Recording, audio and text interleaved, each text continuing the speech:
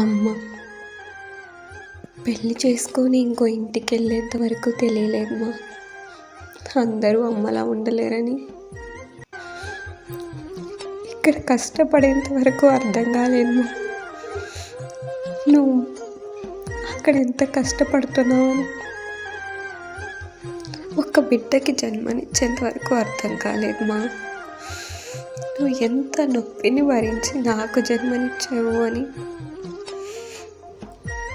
ఇవన్నీ తెలుసుకున్న రోజు నీకోసం ఏదో ఒకటి చేయాలనిపిస్తుందమ్మా, కానీ నా కోసం ఏదైనా చేసే స్వాతంత్రం లేని నేను నీకోసం ఏం చేయగలమా?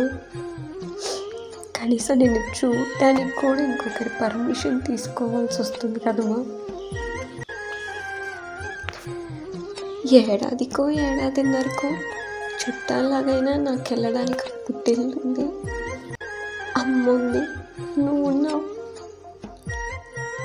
కానీ నువ్వెక్కడికి వెళ్ళగలవమ్మా?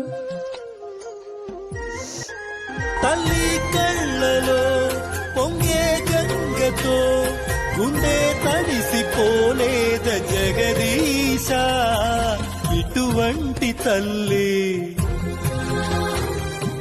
నీకుంటే ఈశా, తెలిసేది నీకు ఈ తల్లి ఘోష, నీ కన్ను అది చూడదా?